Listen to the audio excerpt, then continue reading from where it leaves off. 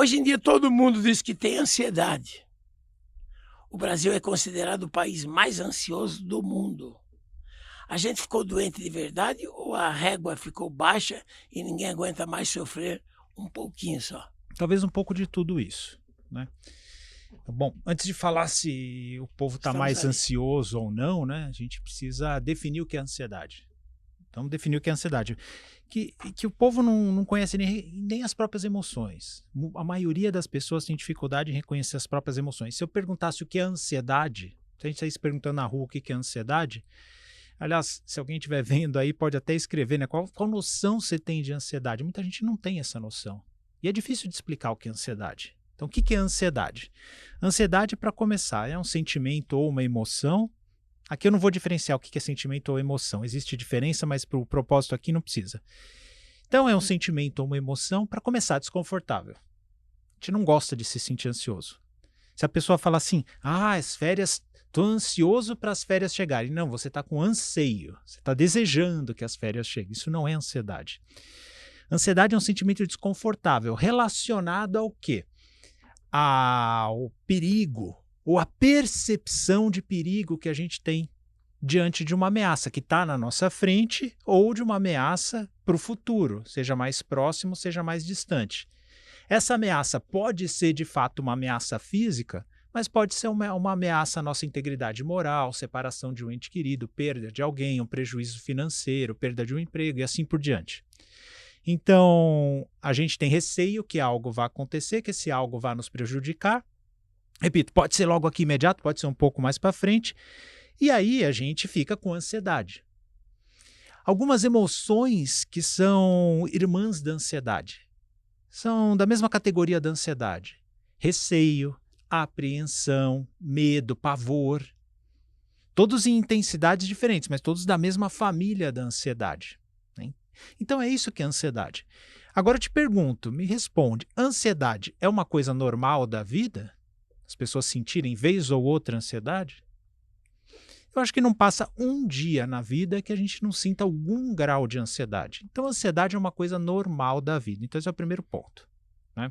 Então, dizer assim, por exemplo, as pessoas sentem ansiedade. É normal, ainda bem. Pessoas normais sentem ansiedade, né? Quem não sente ansiedade nenhuma nunca, aí que tem alguma coisa errada. Agora, como acontece com quase toda emoção normal, em algumas circunstâncias ela pode estar num contexto que não é normal, num contexto que ela não está cumprindo a função dela. Porque qual que é a função da ansiedade? É a gente se preparar para essa ameaça para a gente conseguir evitar ou conseguir lidar com ela com a menor perda possível. Não é para isso que serve a ansiedade? Então, por exemplo, eu estou ansioso porque eu acho que, eu acho que o meu emprego, eu não vou conseguir manter meu emprego. Por qualquer motivo que seja. O que eu vou fazer? Eu vou me preparar, eu vou me dedicar mais, eu vou procurar outro emprego, eu vou reforçar a minha formação, reforçar o meu currículo para poder concorrer a outra vaga. Então, a ansiedade, ela prepara a gente para lidar com aquele problema ou para tentar fugir do problema. Não é isso? Então, Ela pode isso. prejudicar em algum momento. Exato. Quando que ela prejudica? Quando ela causa sofrimento intenso e desnecessário ou quando ela paralisa a gente. Todo mundo já passou por isso, de estar tão ansioso que trava, paralisa, não consegue resolver nada. Então essa ansiedade só está te fazendo sofrer e em vez de fazer você funcionar melhor, ela está fazendo você se prejudicar. Você não está funcionando bem, você está incapacitado. Então é aí que a ansiedade se torna patológica, ok? Mas vamos lá. Sofrer demais. Aí vai muito também de pessoa para pessoa. Tem pessoas que suportam melhor a dor e o sofrimento e tem outras pessoas que suportam de uma maneira mais precária a dor e o sofrimento. É aí que entra uma margem para aquilo que você falou. Será que as pessoas desacostumaram a sofrer, não acreditam mais que o sofrimento faz parte da vida? Porque as emoções com valência negativa, como ansiedade, tristeza, vergonha e muitas outras, elas fazem parte da vida. Será que a gente desaprendeu a lidar com elas? Essa que é a pergunta que tem que ser feita. Algum grau de ansiedade a gente vai ter, problema a gente tem na vida, perigos e ameaças todo mundo passa. Mas será que a gente desacostumou a lidar com essas emoções com valência negativa? Porque, como eu falei para você, a ansiedade ela tem uma função de ser. O ser humano, desde que ser humano é ser humano há 200 mil anos, a ansiedade ajudou o ser humano a sobreviver. Né? Na época que os nossos antepassados estavam numa savana africana, eles tinham que ter uma certa ansiedade para se precaver, ir atrás de alimento, para conseguir lidar com um predador, fugir de um predador, para conseguir se mobilizar na tribo dele para uma ameaça externa. A ansiedade ajuda o ser humano. Só que é complicado, né? Tem até um pesquisador que ele fala assim, as nossas emoções, elas são da época da caverna, mas a gente tem que adaptar para uma vida digital. Aí que pode acontecer muito problema, né? Aí que pode acontecer muito problema, porque a gente está lidando com um e-mail que a gente recebe do chefe, do mesmo jeito que a gente lida com predador, que o nosso antepassado lidava com predador numa savana africana. Então, talvez aí que esteja o problema. E por que tanta gente na era digital se sente tão ansiosa? Será que a gente está tendo que lidar com estímulos que antes a gente não precisava lidar? É aí que a gente pode conversar e discorrer bastante a respeito. Agora, respondendo bem a sua pergunta, né? Parece que as pessoas estão mais ansiosas hoje que no passado? Parece que sim. Parece que sim. Bom, alguma coisa então mudou na nossa sociedade ou na formação da geração que tornou mais propenso à ansiedade. E não é só ansiedade não, depressão também. Parece que as gerações mais novas estão mais vulneráveis à depressão. Isso já está muito bem documentado e a gente pode elocubrar aqui, né, pensar a respeito do motivo disso. Até porque, dependendo da depressão ou da ansiedade, além dela poder prejudicar mais o problema que já existe, ele aumentar o problema, porque ele acaba, como se diz, deixando o problema maior ainda, dependendo do tamanho da ansiedade que a pessoa tem. Tomar remédio antes de ficar doente, por causa da ansiedade. Quando vai ver, o problema não é nem tudo aquilo ali, mas a ansiedade deixou o problema enorme. Ah, sim, uma lagartixa vira um jacaré dentro da cabeça da pessoa. E, de fato, por a gente não conseguir lidar com o problema às vezes pode ser volumar.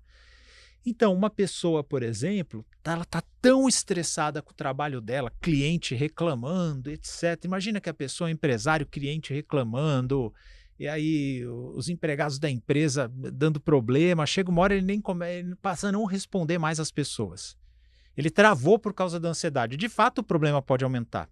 E o que você falou também é verdade. Daqui para dentro, a ansiedade faz com que a gente aumente os problemas. A gente não para analisar. Assim, sempre que a gente sente uma ansiedade ou qualquer outra emoção, tem um pensamento atrelado a essa ansiedade. Por exemplo, eu vou dar um exemplo de uma paciente que eu atendi semana passada. Eu lembro muito bem. Semana passada eu atendi e ela não fala bem inglês. Então ela só viaja para os Estados Unidos com o filho, que fala inglês. Aí eu falei assim, poxa, mas vocês são um casal, é uma bênção você viajar com a família, mas é legal também vocês fazerem uma viagem romântica, né? Não é legal você e o seu? Mas eu tenho medo.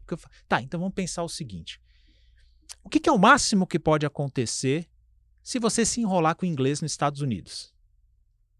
Olha, eu já viajei dos Estados Unidos de costa a costa, literalmente. Uma vez eu peguei um carro, fui do Atlântico, da Flórida ao Pacífico na Califórnia, né?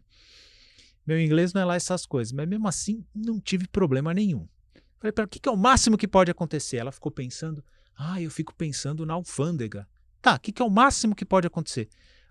Eu não sei. Aí ela pensou e começou a dar risada. Por quê? Porque quando ela pensou de fato qual que era o pensamento dela que trazia ansiedade, ela falou assim, doutor, eu fico pensando que eu vou ser deportada. Eu falei, meu Deus, você acha que é assim? Vamos falar sério, vamos supor que o cara te desconfia de você, desconfia que você é uma criminosa internacional, está tentando entrar nos Estados Unidos. O que você acha que vai acontecer? Aí ela parou, pensou. Eles vão chamar algum intérprete, né? Sim, não vão chamar algum intérprete?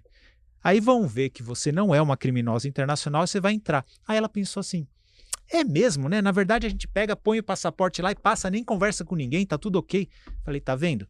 Quando a gente questiona o pensamento que gera a ansiedade, aí a gente vê que é exatamente isso. A gente está aumentando demais o problema, não é? Então a ansiedade, olha, aumenta o problema na nossa cabeça e pelo fato da gente não lidar legal com o problema, ele pode aumentar de fato, né? E o caso que você falou, você tocou num lance muito interessante que você mostrou até o celular, das redes sociais do jovem. É lógico, o jovem não está tão preparado como uma pessoa mais madura. E ele está com ansiedade, vamos supor, de um namoro. Pode dizer que é jovem, né? Mas só que dali a 5 minutos chega uma notícia de que aquela festa ali não vai rolar em tal lugar. Dali a 2 minutos chega uma outra. Então ele não tem a mesma experiência, então aquela ansiedade deixa ele às vezes com a cabeça louca e às vezes ele acaba indo para o caminho errado daquela noite que ele iria desfrutar. Então, isso que trouxe, e por causa que o jovem está mais ansioso. Mas né? isso é verdade, né? O senhor deve ter vivido uma época que a comunicação era até mais difícil que na minha época. Sim, claro. Mas eu lembro, por exemplo, quando eu era garoto, um pré-adolescente, eu gostava muito de Autorama, né? E a gente tinha um carrinho, uma maletinha com os equipamentos, né? A gente montava o carrinho e aí a gente ia numa pista. A gente colocava o carrinho lá e brincava na pista, Sim. né? A gente ia. Eu lembro da Autorama. Você lembra disso? Tinha uma pista que chamava Monza, ali na Rua Padre Machado, aqui perto, inclusive, ali perto da Santa Cruz. E aí eu frequentava com meu amigo Guilherme. Aí eu lembro, sabe como é que era? A gente ia lá sábado na pista, voltava. Quando a gente voltava, ia cada um para a própria casa. Aí a gente ia se separar e falava, sábado que vem, 10 da manhã, fechado. A gente não se falava a semana toda. Pronto. Aí sábado, 10 da manhã, quem acordasse primeiro, aí ia na casa do outro, tocava lá, vamos. A gente ia. Hoje... E agora a notícia chega, olha, acho que eu não vou poder ir, acho que eu vou. Chega em 5 minutos. A gente até precisa se acostumar um pouco, porque eu confesso que eu me irrito. Pouquinho, 10% eu me irrito quando a pessoa fala assim, Fernando, tá confirmado? Eu falei, meu amigo, eu falei sim, é sim. Se eu falar assim, não, é não. Não precisa, né? Essa urgência de comunicação certamente é um dos fatores que torna essa geração jovem um pouco mais ansiosa. Parece que as coisas são mais instáveis, as coisas podem mudar a cada instante, né?